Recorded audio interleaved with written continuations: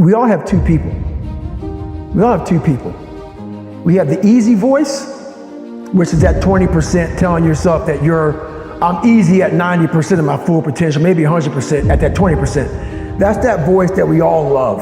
That's that very comfortable voice, that's that mommy holding you saying it's gonna be okay. Doesn't care how good you are, just loves you. Just loves you no matter how messed up you are in life. That's where you wanna be at. So that's that one voice. This other voice that we walk very far away from is the voice saying, hey man, you ain't doing shit.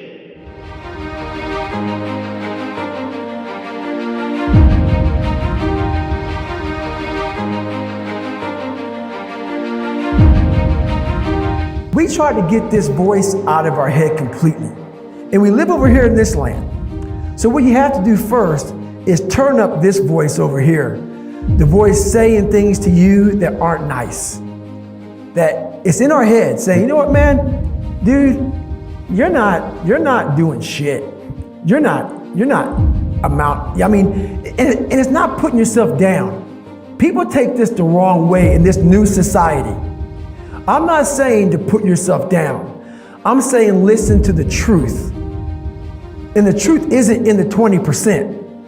The truth is in this other part of your brain saying, look, man, you're wasting a bunch of percentage here. We have 80 more percent that we're not tapping into because in this other 80% is suffering, pain, failure,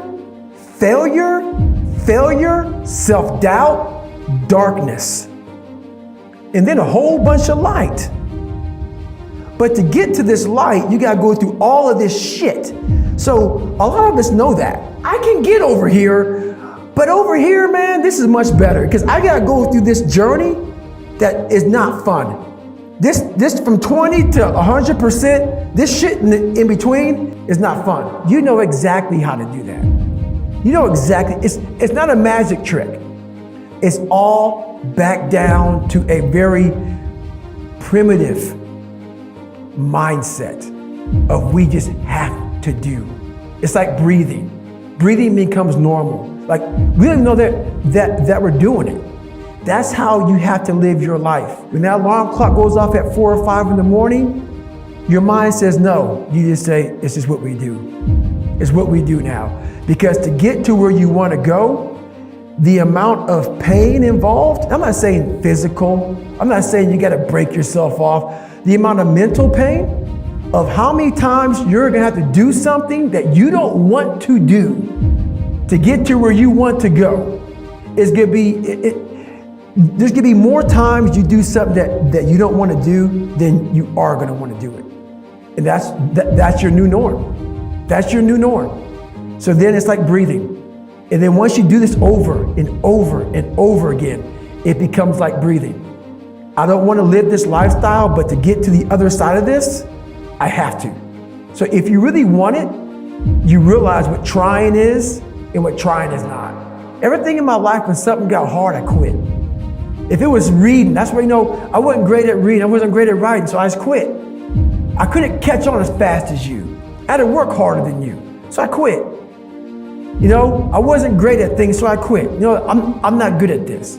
Like, man, if I could just go that distance, that extra mile, to just go, just to finish. I want to finish. I want to feel victory. And victory for me wasn't winning, it was just finishing. But what I realized, the best feeling I had was when I was by myself trying to lose this weight. I had to lose it in literally less than 3 months. 106 pounds in less than 3 months. And literally, I started feeling victory just by putting myself in the battle.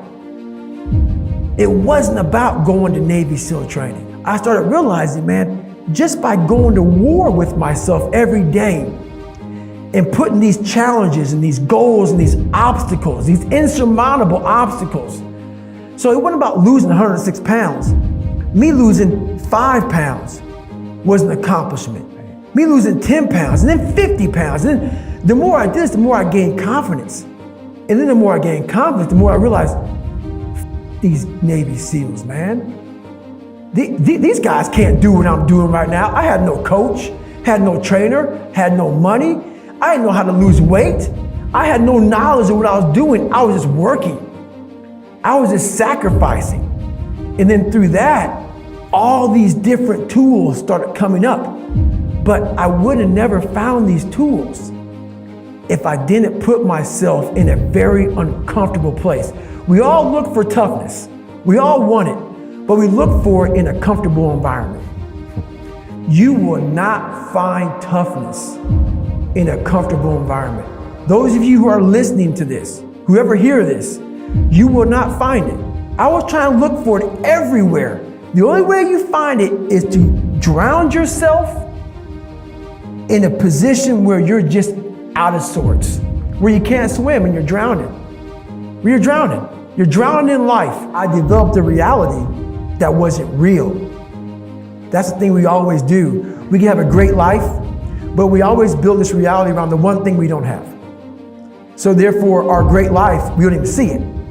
We see the one piece of clothing we weren't able to get versus the amazing things we have. So we focus on that. I was the king of focusing on the one bad thing in my life. The one bad person called me nigger.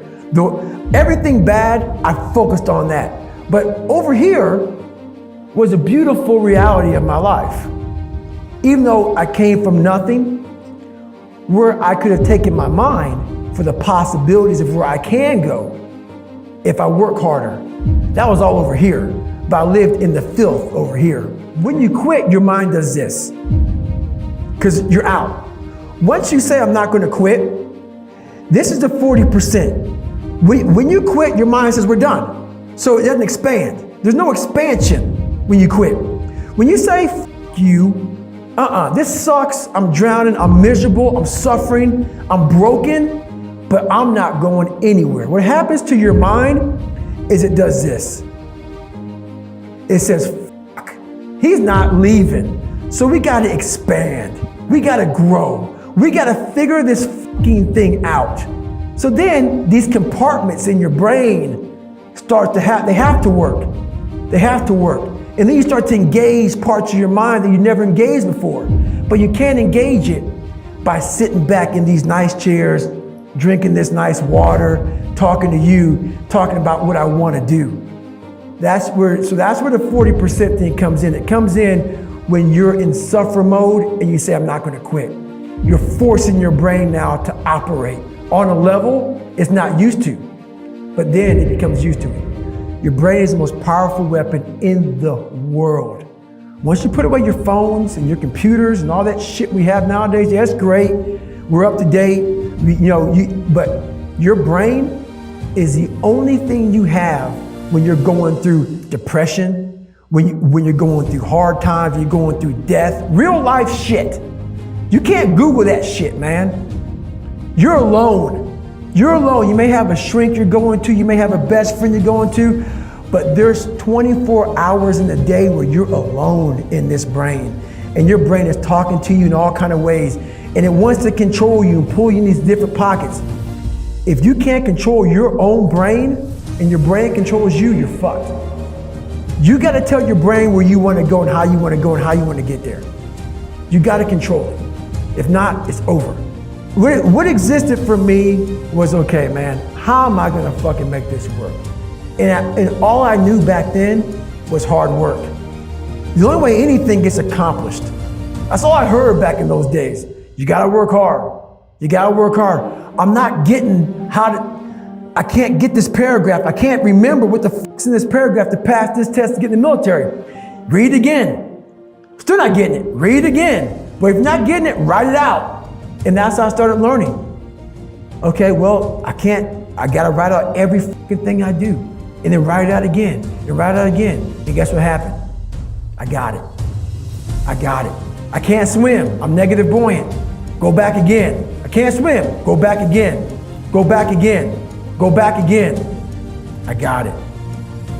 I realized if I keep going back and going back and going back until the shit just becomes, your mind will say, okay, we're gonna figure it out. Because he is not going to stop.